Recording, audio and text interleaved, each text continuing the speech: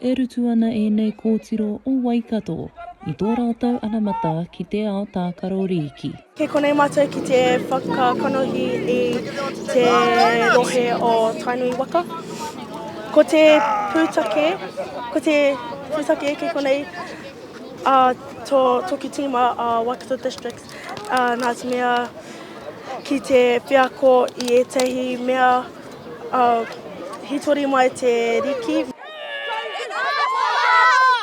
I tai mai ai a Kaiarihi Campbell no Ngaati Maniapoto me Ngāti Whanganui me tana tīma ki te tākaro I roto I tēnei whakataitai ki te pāka o puke tāwhero I roto rua nei. Ko tōku whāinga matua mō te kaupapa nei, ko te whakaharikoa I oku mātua me tōku tipu. This is about development of the girls and the boys, because the boys seem to have a lot of games. It's more our kōrero space that is trying to grow the numbers in the games. And yeah, this year's been really good.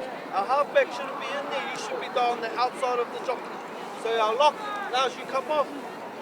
Harvey will go back in there, and Kohana, you come off, okay? E tūmana ko ana te kaiako, ahi me Pirawiti hindmarsh. Kia nui ake ngā rauimi hei whakatipu I te kēmu o ngā wāhine. Because some of the girls, they're only new to the sport, so when they come to training, it's really cool to see them engaging and just really keen to learn and actually play. So the rewards of it is playing and the training we do. Currently teams here at this tournament, we have from Te Tai Pūkōrero, from all the way up north, down to Whanganui Atara, Wellington, right through to here, so Hawke's Bay here, Manawatu, Waikato, Coastline. So it's great to see all those districts that are bringing their teams here. Again, both in kōrero and tama. Hei tā te kai whakahaere, apo nahu. Kia tino tupu te whakataitai nei, he nui ngā tīma no waho o te waiareki, kia hehia kia whai wāhi atu. So I think that's one of the most exciting growth developments in our game.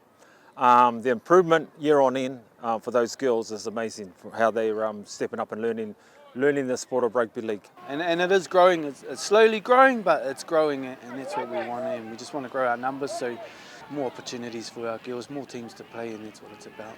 Me kore ake raua, kare au, e mei tēnei tū mahi. Ka noho mai I nei whakataitai, hei tū a papa ki te poipoi I ngā pūkenga o ngā rangatahi. Ki angitu ai tā rātou a te wā. Mai o hapānapa, mā Aukaha.